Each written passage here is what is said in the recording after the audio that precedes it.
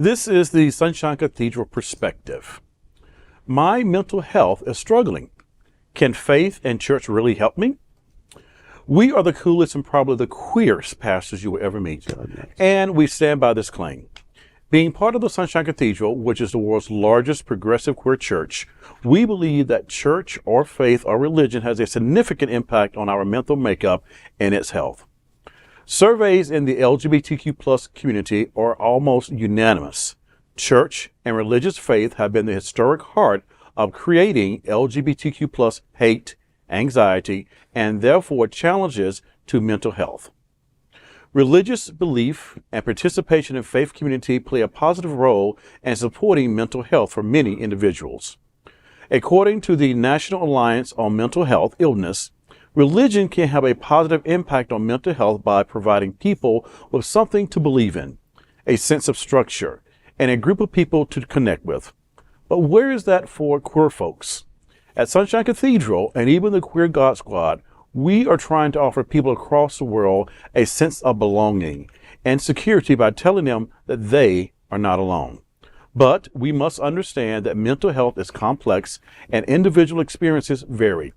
Hence, we encourage anyone struggling with mental health to seek a holistic approach, including professional help from mental health professionals, therapists, or counselors. And faith and religion, in conjunction with other resources, will promote overall well-being.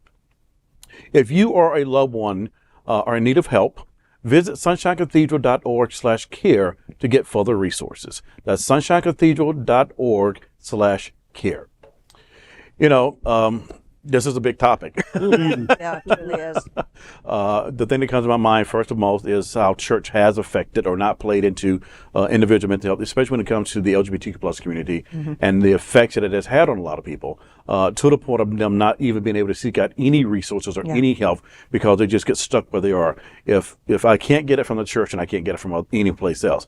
And yet there are places that people can turn to in our local community for mental health issues and support and guidance and everything. So I just want to say, if it's there, if you need it, or if you know someone who possibly needs it, reach out to someone. Yeah. And I think the most important thing about this perspective for me is that you don't have to do this alone, and that you're not alone. And I know that can be an overwhelming concept, even someone who's maybe dealing with some mental health issues. That thought of, no, I really am. You're not alone. Yeah. There's resources that are available to you. There's people that you can reach out to and talk to. So when I think about the survey, the faith component, the church component, there is still hope. And there's hope for all of us as we continue to move forward and address this mental health issue, because it really is a crisis, and it's not something that a lot of people want to talk about. Now, I thought back to early days of how we used to talk about the integration of spirituality and sexuality. And now we have to talk about the integration of spirituality, sexuality, and mental health, because it's a part of all of our makeup. We can't segregate any of this out because it is a part of who we are, and how we deal with that really helps us with the resources that we develop to get back to people. We say at Sunshine Cathedral that we are a different kind of church. That doesn't mean just that we are a queer church. And queer doesn't just mean that we are friendly towards gay people. We approach things through queer theology, queer hermeneutics, queer studies, queer theory. And so that's what we mean by that, is that there's a discipline that we approach our studies and our teaching. But it's open, of course, to everyone who finds that appealing. But what makes us different is this sort of thing, because a certain kind of religion is crazy making, and so one way to deal with that is when people leave religion. If doctor hurts when I do that, don't do that. So if religion made you sad or scared or miserable, then stop having anything to do with religion. That's fair. But what is also fair is you could build a different kind of religion. You could build one that's based on hope and love and acceptance, which is what religion is supposed to be. Religion, by definition, is supposed to be a gathering of people, a binding of people together. And that's supposed to be through love and compassion and kindness, not through fear and threats and torment.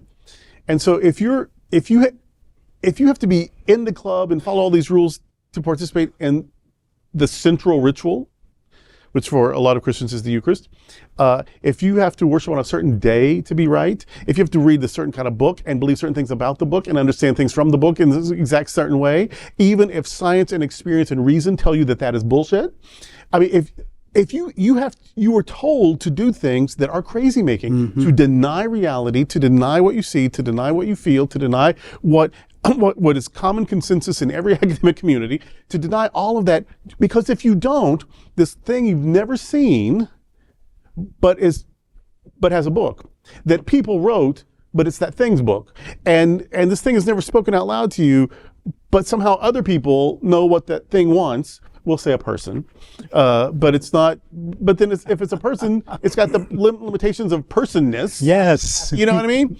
And so you don't have to go very far before your mind is just rattled. And then you add to that, and if you don't get it right, you're in trouble. And I don't mean 5 minutes in time out or grounded for a week. I mean, you are in trouble forever. This is tyranny, and this is insane. As if you believe in a God that created a hell, you have accepted a level of insanity. And so when we say we're a different kind of church, we are saying that's not what we are. Yeah. If you're in that, here's the light. Here's the light guiding you to some sanity. But if you're out of that, good on you. You did what you need to do. And if you're looking for a thing that has all the good stuff, the love, the compassion, the generosity, the coming together, the community, the fun, the someone to miss you if you're not around, the something to do that'll make a difference, people to do it with, all of that great stuff that religion can offer. Here we are offering that without ever threatening you with the afterlife. I don't know what happens in the afterlife. I don't know what's happening the rest of today. Hello. You know what I mean? I don't know. So people with all this assurity, if you don't agree with me, you're going to hell. That's a crazy thing to say, and it's a crazy thing to believe. Of course we have mental health issues.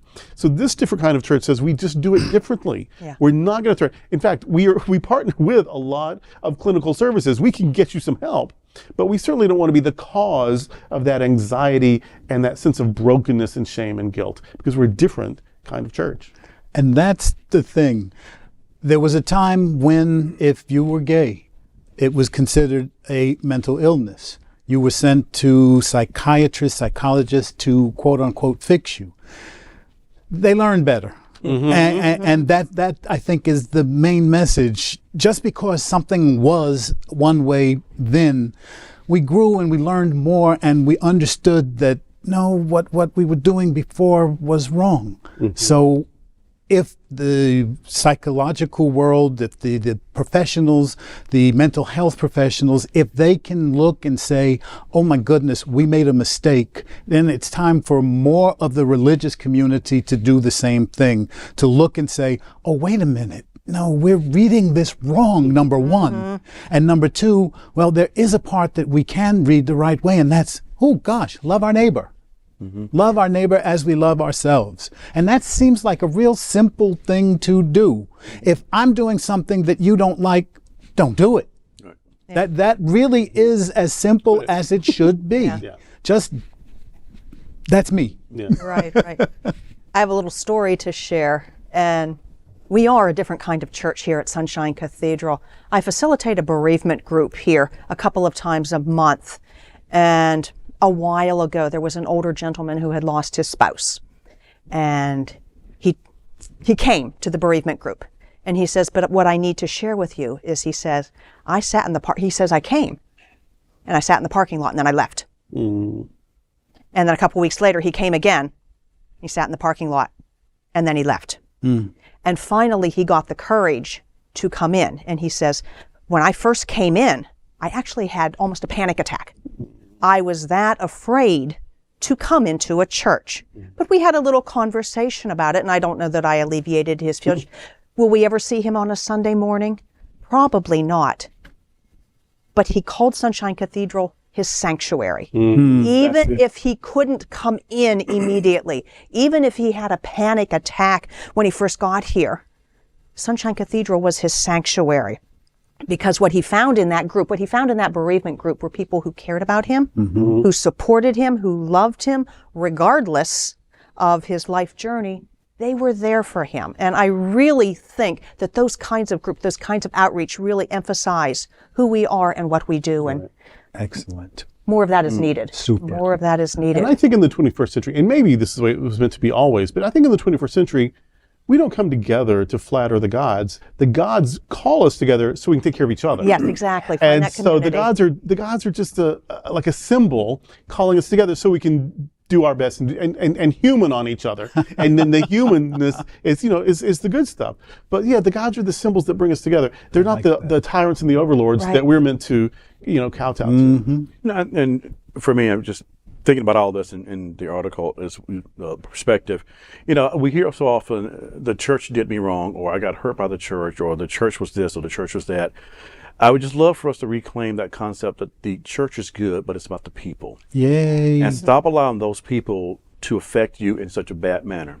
We hold the church everyone holds the church in a different place. Good, bad, ugly, whatever. But there are people in the church who have done things, and I just want to say, don't let those people who did that allow you to be affected by all the people who are trying to do good in the world. Right, right. The church is the church. It's for us here. It's a cathedral. It's a place where people come for hope, for healing. Whether they sit in the car and then come in, or whether they sit in the courtyard by themselves and they pray. This is almost like a spiritual little Mecca. Yeah, it is. This is to me. This has become more of a vortex. I got a vortex story I tell about later. Going to Tucson, Arizona, and I didn't feel anything, but yet every time I come here, I feel there's a vortex. What's not Tucson? Sedona. Sedona. Yeah, didn't feel a thing in Okay, the Sedona, spiritual but vortex, yeah, the right. spiritual vortex of Sedona. Ooh, do you feel it? Do you feel it? I don't feel anything. He's wooging out. I'm like, whatever. I'm practically levitating. Like, I don't feel anything. I don't feel a thing. But this is a spiritual right. vortex for a lot of people. I feel it here. Yeah. Yeah. And Oh, yeah. so when I hear people say, "Oh, the church doesn't do this. The church has done this. The church has done," let's take the church on. Let's talk about the people. Yeah. And I just want to say, I'm sorry that you have been hurt by anyone who's done something to Yeah, you in the yeah. church. Yes. And as a part of maybe reclaiming part of our mental illness or mental health around that, let's allow ourselves the freedom to say, let me stop replaying that tape over and over again and blaming all the churches. Right. And that there's a place that I can come to. Yeah. We can't have a better past, but we can come together and create a much better future. Exactly. Right. And that's our goal. Yeah. Right. Find sanctuary. Amen. Finding sanctuary. Next up, we are excited to tell you about our next adventure with our Global Fellowship. In 2024, this year, we'll be going to where the hills are alive as we explore Austria and Alpine Europe for Gay Oktoberfest. Space is extremely limited, so make sure to go to happeningout.travel/sunshine to reserve your space now.